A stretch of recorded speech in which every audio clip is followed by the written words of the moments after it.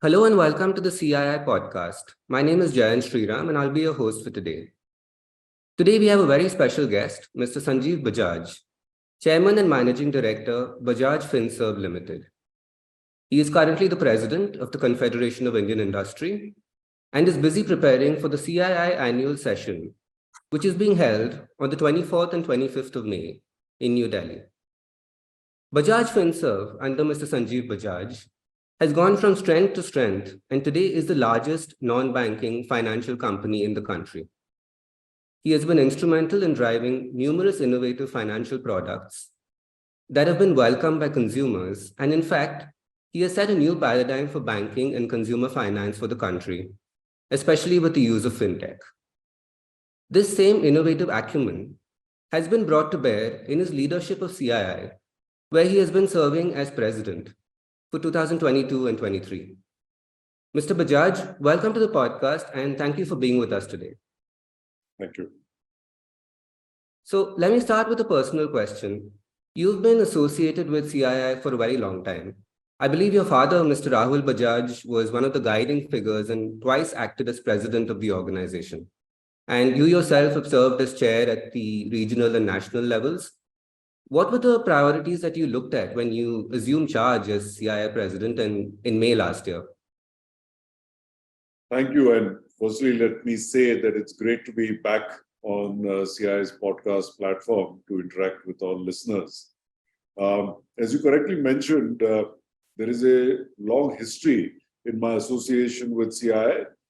Started off, of course, with my father and given his own association with CII over, I think, 40, 50 years, where discussions, not confidential discussions, but discussions about CII, what CII was doing, how it was playing a role for the country, for industry, used to happen on a regular basis over the many years. My own direct involvement, again, as you mentioned, first started off in the Western region, where I was a member of the Western Region Council and then eventually chaired that. In parallel, I got involved with CII at the national level for the insurance and pension subcommittee. And I was initially a part of that, and then I chaired that for many years. And that's where my own understanding of CII and at the same time expectation from members, expectations from government for what they would like from CII got honed over the past decade or so. And this has helped me in thinking through even last year when I had the opportunity to take over as president of CII, which is what I am in my current role right now. I believe that there is no other organization clearly in India and maybe even in the world which encompasses such a wide range of activities that started off by promoting business, but that has expanded to so much more. Today, as we say, CII first thinks of what is good for India as a nation. And that goes even beyond business. And there are so many initiatives that CII has driven over the past decades that stands for what is good for India as a country. The next step very clearly is to focus on business. That's what our membership is for.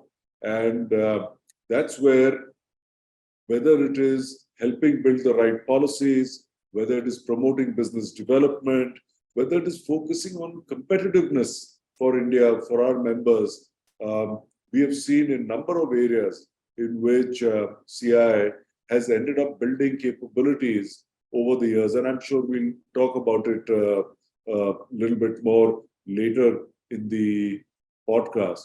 So for me, the inputs for the current year were really to keep in mind all this capability that CII has.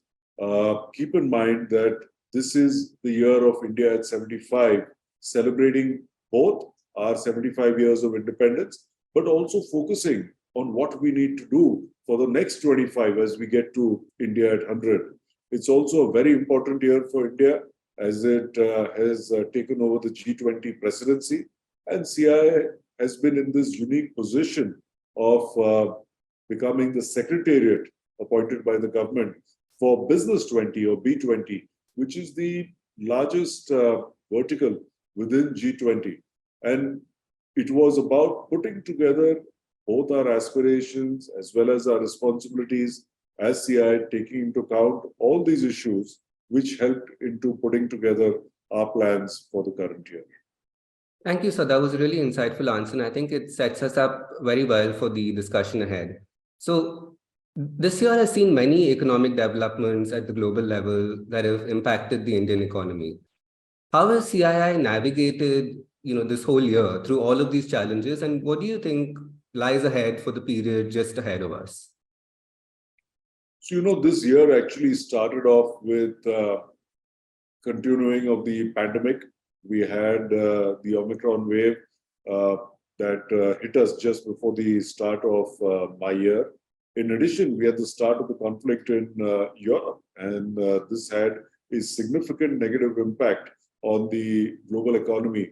Just at a time when we were coming out of lockdowns, the disruptions from the pandemic had started mellowing down. So we started off in a challenging year.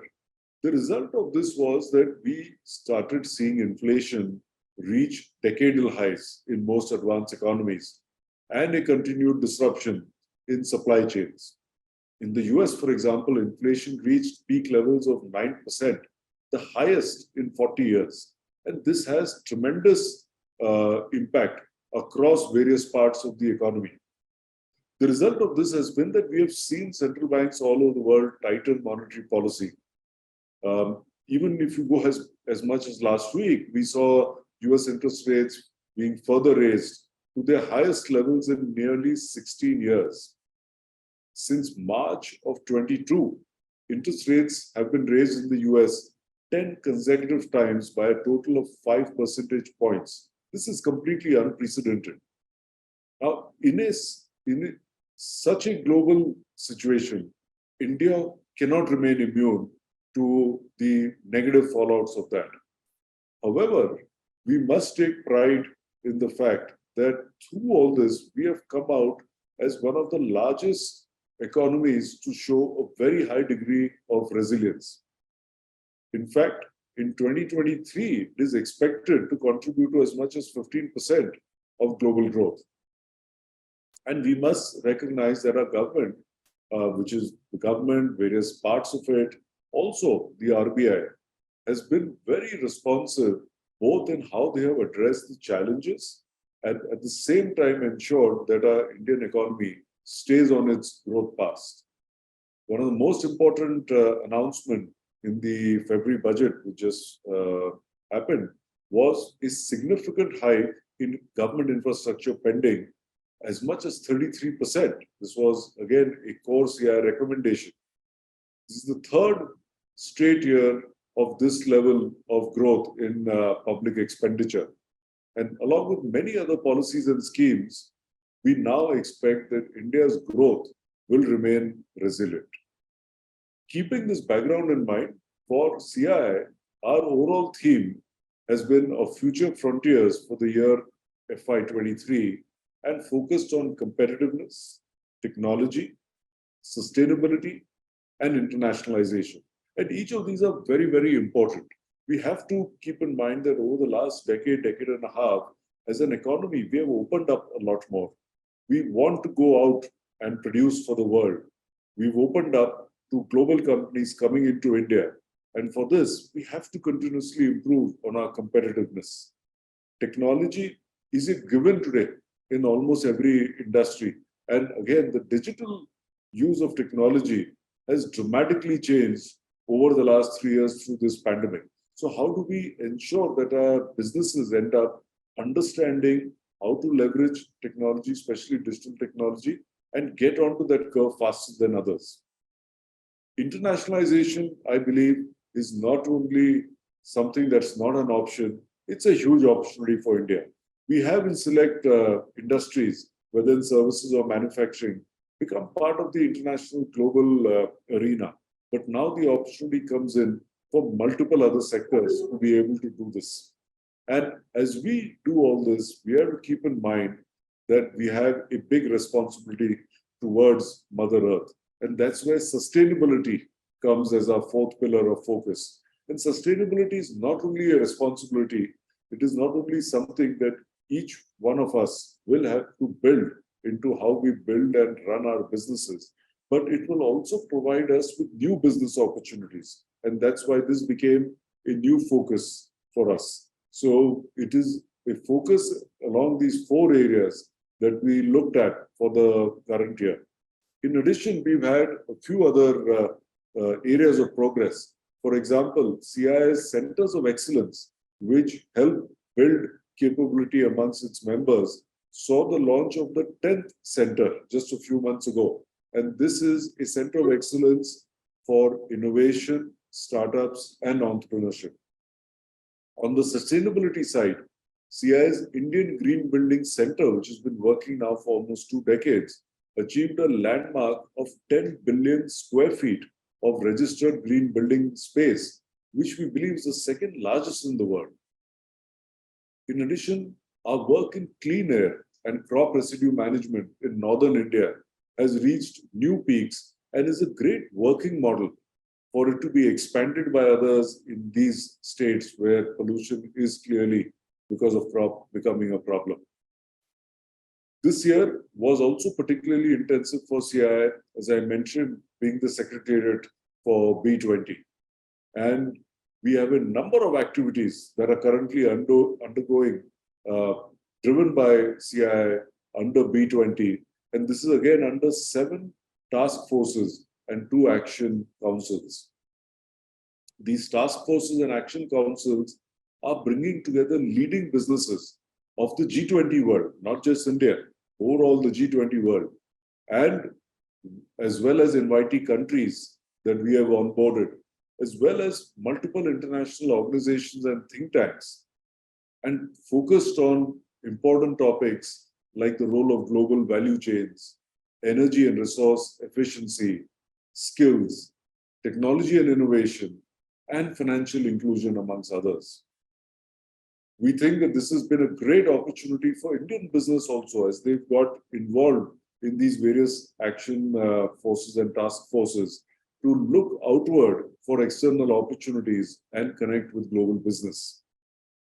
These are also some of the areas that we will be elaborating upon at the CII Annual Session later this month.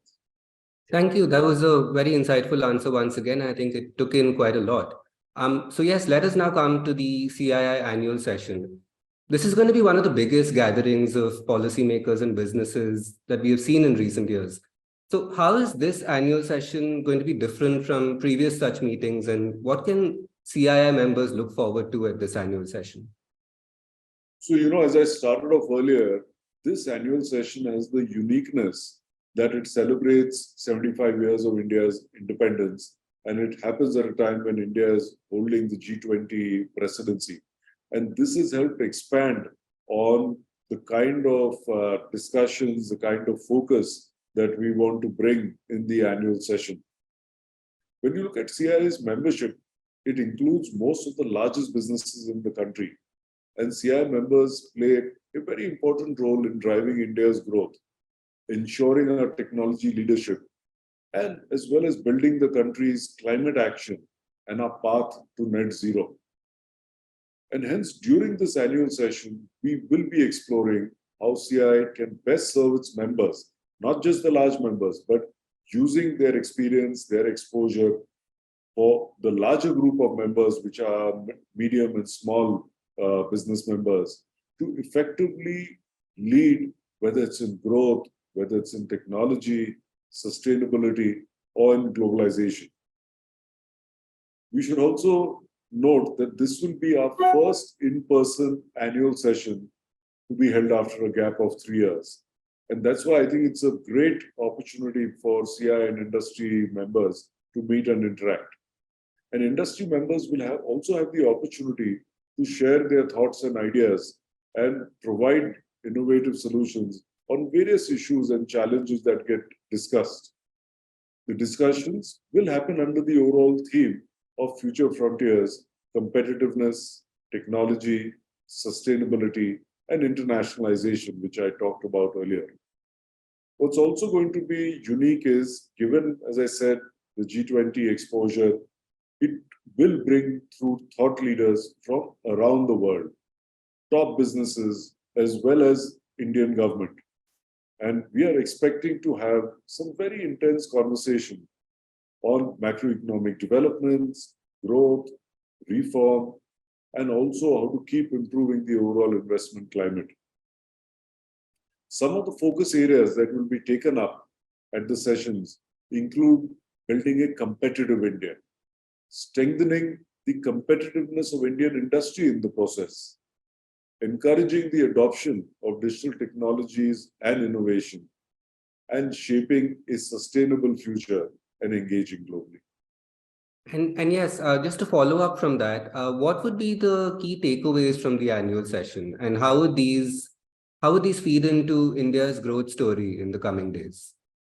So, over the 2 days of the annual session on the 24th and 25th of May, we expect over 100 strategic thinkers, leading economists, youth icons, captains of industry, and media to participate in these deliberations. Government ministers of relevant ministries have also confirmed their participation. And I'm sure we are going to have a vibrant, enriching set of conversations. We've also identified several tracks for the future of business from industry, economy, globalization, and policy perspectives. There will be over 40 sessions which will be held over 2 days at different venues. 4 concurrent events on startups, manufacturing, and other topics are also going to be held. I also want to highlight a special feature of this year's annual session. We plan to have a display of CII's many competitive services that we offer to industry to build their strengths. And as many of us know, that CII provides a wide range capacity building and technical training through programs, assessments of manufacturing and service units in areas, whether it's on quality, whether it's on Six Sigma, water usage and efficiency, energy efficiency, HR management, and so on. We are also, through our centers of excellence, developing a tool which will assess the competitiveness of firms. And in fact, CII counselors from our COEs will be present for consultation for delegates at this event. Many of our members are aware of our various services through our COEs, but they don't know how to access them. So we have decided that through using the opportunity of these 2 days, we will bring these services to our members so at least they get a glimpse of them. I'm also excited that this year we have arranged for structured B2B meetings, and this would happen through a tech-driven tool that will allow participating delegates to set up meetings in areas of their interest and to touch base with potential customers as well. As you know, CII members in many ways are pre-vetted, and this raises confidence in getting notable outcomes for businesses. So there is a lot that is likely to happen and planned over these 2 days for our members. And I'm sure that we're going to see them there in large volumes to take benefit of many of these services that we are planning. Thank you for that answer. It sounds like there's a lot for members to look forward to. And one last question before we conclude this very interesting discussion for today. What would be your advice for listeners who are tuning in and who are curious about the future of Indian industry? What would be your sort of thoughts for them? Well, that's a very relevant question because the world in the last few years has gone through some dramatic shifts, and that impacts each one of us. It impacts the country, it impacts the economy, it impacts our business, and it has impacted us in our personal life. I would like to reinforce the fact that we are now in an India which is a very strong economy, very resilient. It is stable from large macroeconomic shocks because it knows how to adjust to them. And it's in a good position to accelerate on its economic growth, not only domestic, but as I've said now, international as well. There are going to be many opportunities that are emerging from these shifts. Look at just the green economy and the green product. This is going to become a completely new industry by itself, with linkages to many of our traditional industries. Look at in areas of technology, and particularly artificial intelligence. We have all started experiencing through the public tools that are available on AI in the last few months, and its impact on business can be tremendous. Look at what India has done with startups and entrepreneurship. We are just at the cusp of what is going to be the next few decades of growth in these areas. And then when you look at global value chains, the world has politically realigned, and India has this tremendous opportunity to play a very significant role in global value chains. So I'm very enthused at where we are in time as a country and the opportunity that we have. But I'm also very clear that we have to take those proactive steps ourselves. We have to take some amount of risk, and we have to move ahead to grab on those opportunities. And it will include doing things which we have not been used to doing earlier, but in the full knowledge that over the medium to long term, our chances of success are going to be very high. At the CII's annual session this year, the frontiers of future will be explored in detail, and the opportunities will also be outlined to the benefit of our members and delegates. I would urge entrepreneurs to participate in the annual session. Follow us on social media further for insights and ideas. And I look forward to a very vibrant 2 days ahead at our annual session. Thank you. Thank you so much. And on that note, we'll end the discussion for today. Thank you so much, Mr. Bajaj, for joining us on the CII podcast today.